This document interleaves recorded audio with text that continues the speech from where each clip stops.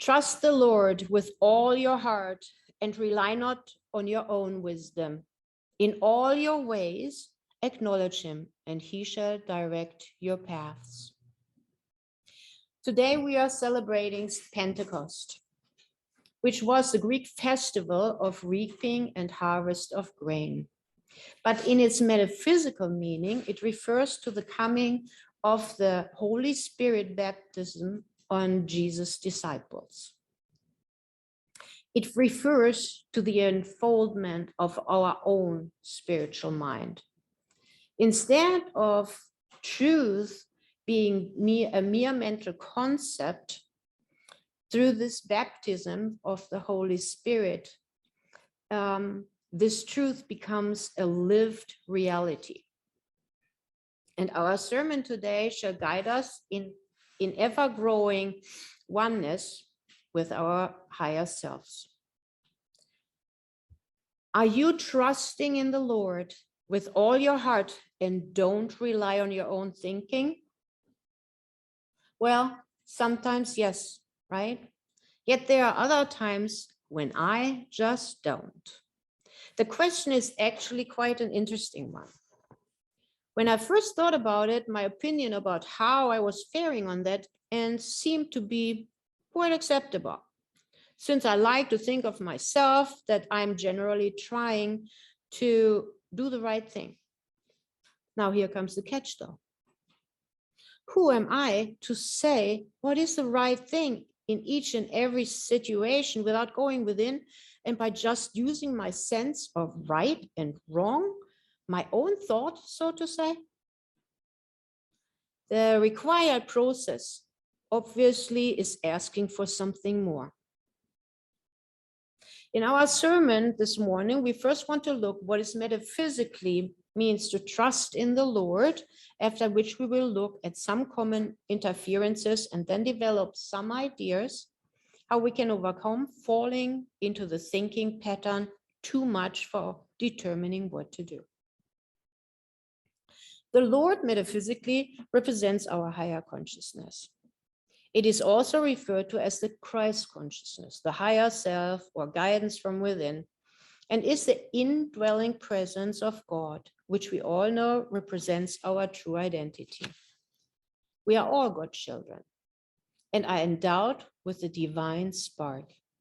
This is our true identity.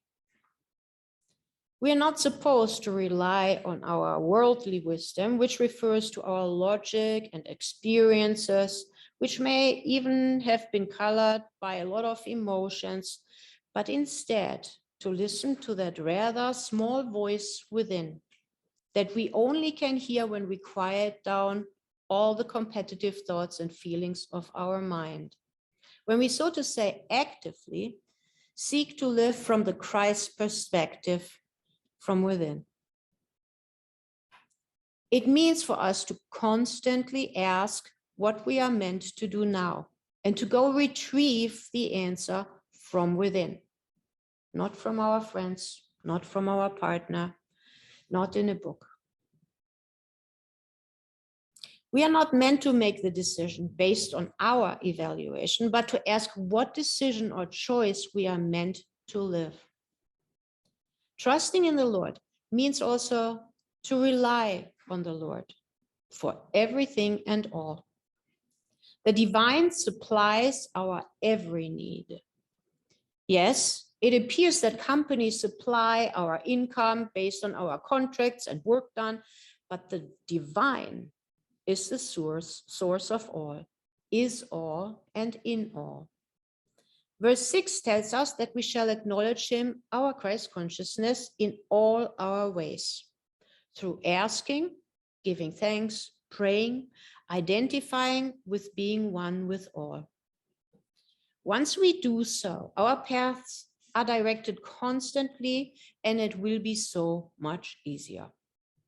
All the inner struggles will subside once we let go and let God.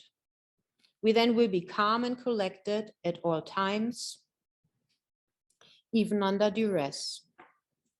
We can rest assured that we did exactly what we were meant to do. When we then give the help that we are meant to give, or deny the help that we are not supposed to be giving. And it's exactly in accordance to our Christ perspective. I once had an experience that I would like to share, where I was really at odds with another person. The person had done wrong, and I knew it needed to be addressed, and I was wanting to address it. But I was so angry, so hurt. I did not want to go that route. So I said, Spirit, you got to take over and put the words into my mouth, because otherwise I'm just bashing the person with what had been done. And so Spirit really took over. I wished I had recorded that, because it was just beautiful.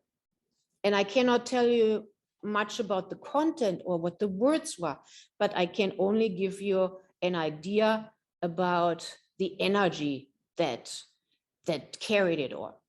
So everything that I wanted to address got addressed. But the absolutely marvelous thing was, I was not attacking the other person, not at all. Nothing like that. The integrity of that person was completely safe and in space and was not taken away. It was the coolest thing. Everything was said, but I did not do. I didn't need to. You did such and such and such. There was no such thing as that. But everything was laid out, and it was laid out what that had caused and what not, but in a manner that was wholesome for both sides. And that is the beauty if we let God work in our lives. It's not that we have to conjure the solution, but God gives it to us if we are open to let God just take us over and do it. But there are other times when we do not ask. Too often, especially those of us who tend to be very empathetic, jump onto any wagon where help is needed. I know I was guilty of that for a long time. We feel the suffering of others and we want to reduce it, if not to end it. We are determined. But what if we are denying someone else a necessary lesson or an opportunity to step up to the plate? Can we know from an ego self perspective what to do? The truthful answer is we can't. So in each of those cases where we have to help, we also need to ask the divine if and in which way our help is needed. So now we already go to the second part. What common interferences lead us to not living the Christ within? Another issue on the broad scale, how I perceive it, is our Western world's tendency to emphasize and look for what is not working right. The reason for that is that we want to go straight to the point of identifying what is wrong in order to figure out in our mind how to fix it and make it better. Isn't that so? It implies, though, that we do have to judge. I'm guilty here to have a very vivid and active mind myself that loves to find solutions through engaging my logic thinking. Yet we are asked to let God. Our society and personally our little ego wants us to be and feel in charge. And we can do quite something on that end, but the promise of the divine when listening to the guidance from within is much more profound and needed.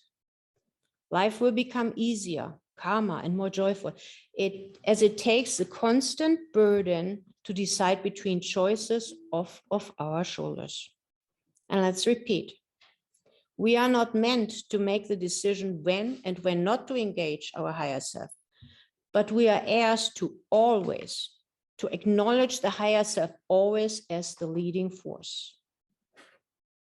Now, if you're anything like me, I ask the divine, within for guidance in certain areas of my life, like relationship issues, health issues, friends and family, in catastrophes, wars, where to find parking, etc., but not in areas where clear logic seemingly gives the answer. I suppose I need to start thinking for the guidance in seemingly only logic-related areas from now on too. I found some other issue mentioned on the internet. It is the issue of the requirement to be still, seemingly competing with the guidance to step out of the boat. It is not really an issue because we can do both. It does not require us to find a radical new path for our lives. We can begin on that path right from where we are right now, by expressing the dedication in the jobs and relationships we are having now. There therefore is no need to leave our families or friends behind. We rather simply can approach each day as it unfolds with the willingness to live our higher selves, to express our innate spiritual power, so to say. And in so doing, we start really living the Christ within. Being highly emotional is yet another obstacle in discerning the guidance from within. Once we lose control and let our emotions run their own course, we cannot really hear any guidance from within. Our mind first would need to settle again to be able to discern our inner truth, with which I know I want to come to the point of finding ways to easily integrate divine guidance into our daily living, with which we come to the final question of our sermon. How can we get into receiving mode for divine guidance? As previously mentioned, prerequisite to be in receiving mode is to be in a state of calmness, to have an even mind. Of course, we all have heard or experienced the benefit of regular meditation. This practice can surely help us a great deal in staying calm and collected under all circumstances. The thing is, we have to commit to it. The good thing is, we even can do it in the metro while staying in line or waiting for the bus. As always, also affirmations repeated in our minds or out loud can do us good to recalibrate to that divine guidance receiving mode as well. I was long thinking about how to overcome an issue to get out of thinking mode fast, and realized that it generally comes with the confusing aspects of two or more choices, which appear equally important in their own ways. Whenever I therefore cannot decide, it is a definite sign to go within and ask my higher self for guidance. But I do not have to remember that on the spot. I can make use of prayer in such a fashion that I'm divinely reminded to let go and let God through previous prayer in the morning when I start my day. I personally do believe that beginning and ending the day in prayer is a great way of reaffirming our dedication to living divine will, and is very helpful in keeping our minds on God as our only supply. The Lord's Prayer, of course, is always a wonderful prayer for this purpose. So please let us rise now and reaffirm this message by singing hymn number 145 in our red hymnals.